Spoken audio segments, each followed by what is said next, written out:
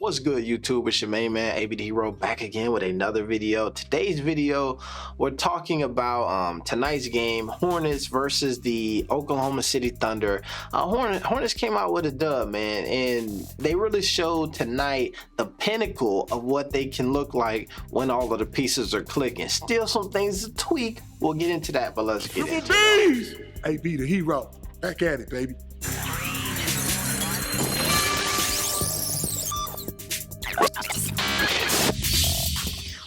All right, first off, thank y'all for hitting the like button, all of that jazz. I want to get straight into this. Now, here's number one thing that I want to address real quick, all right, is the Hornets got a W tonight, 134 to 116, right? And you go on NBA.com and it says here, right, let me hit that force. And it says here, Hornets cruise past Thunder behind Rozier's 30 points. All right. And I'm a Rozier fan. Big ups. Boy hit a 30 ball. However, it's hard because the way LaMelo was cooking tonight, he should have had 35. And a damn triple-double, at least a double-double, the way he was feeding people, getting... I'm never one of those dudes who... I am. I see the rotations, but I do think that there's a strong core group who is like, yo, the rotation, fix the such and such, something ain't right. And I think that tonight, this is a peak pinnacle Hornet squad, right? I think that we saw from them tonight stuff that we were seeing from them many moons ago, right? Where you got Miles Bridges with 27 points, you got Rozier with 30, you got Melo with 21, Oubre with 11, Cody Martin with 11, Isaiah Thomas giving you 12, and on a night like tonight where you only got 5 from Montrez, like, the depth of this Hornets team is on display on nights like tonight, right? I think that this is what gives them a chance. This is what makes them a team that possibly goes into the playoffs, right? It's not because LaMelo, who I believe is their best player, is just going to outplay all guys, right? The teams like the Lakers, they have a shot because LeBron is going to outplay everybody. KD is going to outplay everybody. Giannis is going to outplay everybody. For this team to be good, they need down the line everybody to have good games, everybody to be involved, everybody to get it going, everybody to be in. And games like this are interesting to me because from the box score alone, right? If you didn't watch, I watched tonight's game. If you didn't watch it, you look at the box score and you say, man, that boy Terry, 11 for 17, 60% from the field, 50% from behind the arc. Like, you go down here and look like everybody's hooping, which they was. Now, if you dig a little bit deeper, when you watch the game, there's there's a more story to be told, I feel like.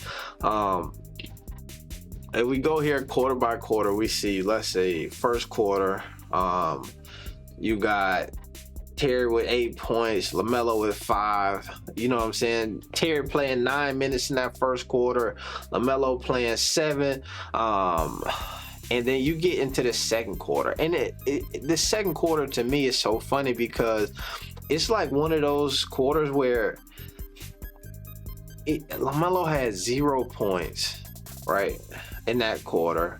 Also only had 3 assists, but it felt like his fingerprints were all over the quarter, right? There's a time where it looked like he was dropping the dime off to here, dropping the dime to here, and just helping push the momentum in this quarter. It's what it felt like if you watch it.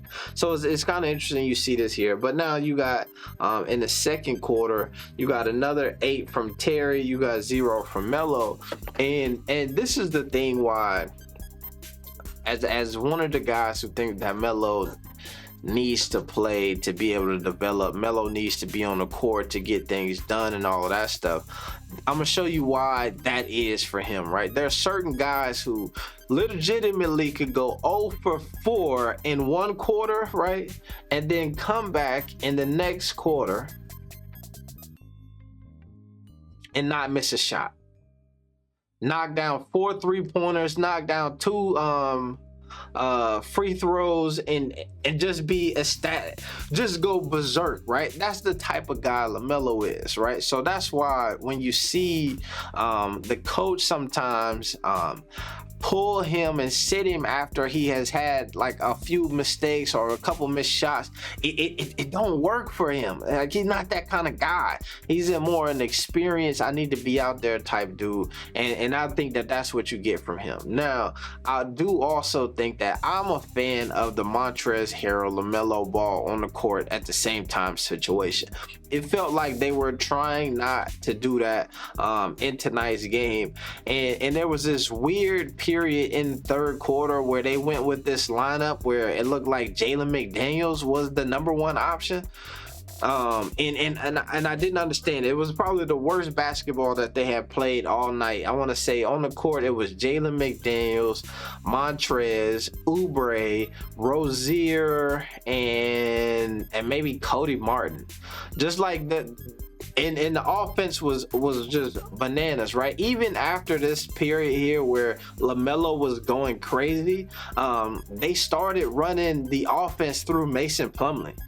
And I remember listening to the announcer, what's his name, Dale Curry, being like, and Miles Bridges he knocked down one of the threes to bail them out. It's just like those are the small coaching decisions that end up happening with this team that just are mind blowing to me, right? Also, we go here, all right, and then this year we look at the substitutions, right? When folks talk about the rotation, this is the third quarter here, all right. We see that this is the third quarter, which is probably Melo's best quarter as far as scoring the ball. 4 for 4 from behind the arc, knocked down a 3 from damn near the half court line, the logo, you know what I'm saying?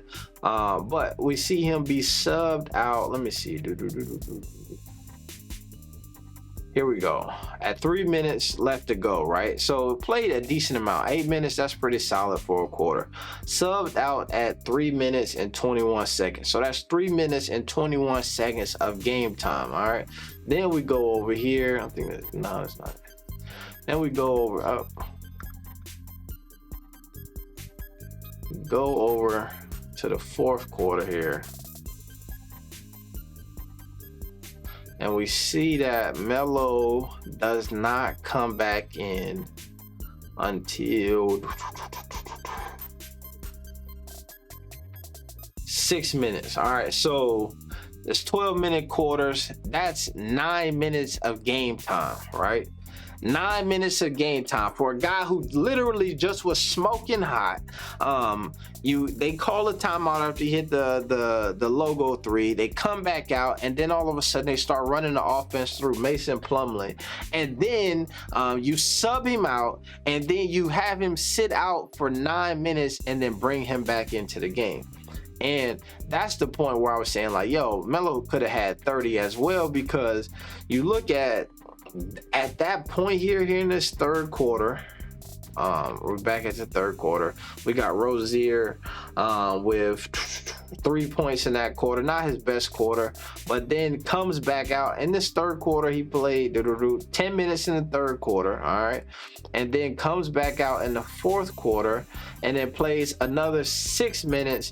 And in that 6 minutes is where he kind of goes berserk, gets an extra 11 points, and then goes over the hump, right?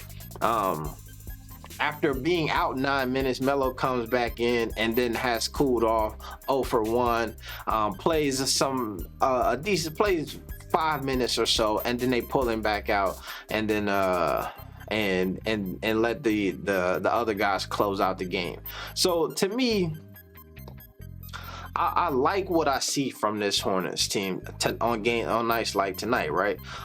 When they got everybody cooking, everybody involved, I like what I'm seeing, and I think that to me that makes it hard for me to judge on like to be ultra critical of the coach, right? Because I'm thinking to myself, is some of these rotations and these things happening because you're trying to create an environment in which you're developing players, right? When I look at this time period where Jalen McDaniels is the guy, it looks like, and you trying to run the offense through Jaden McDaniels and Cody Martin, are you doing that because you're intentionally trying to build around those guys or develop them so that once it get, later closer into the playoffs, you know that you can count on these guys? If that's it, all right, you could convince me that why that would be a good idea. But I still don't understand the 9-minute block in which you don't have LaMelo on the court, right? And I get that folks will say, oh, well, they had the lead, so they should.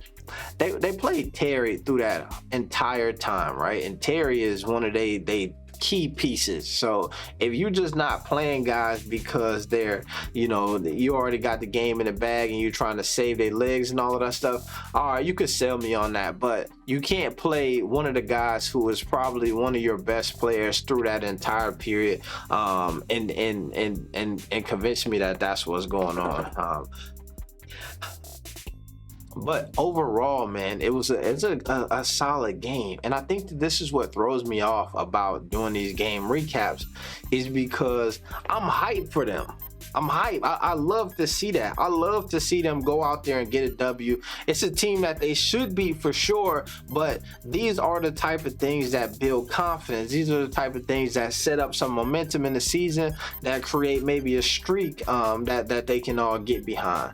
However, it's just also like there's these small things where these are also the type of games that you can learn something. These are also the type of games that that when we are a team that struggles closing out, it's imperative at times for us to have a specific unit out there to really close out games, right? To figure out how and who gonna take what shots and then be able to play these guys together.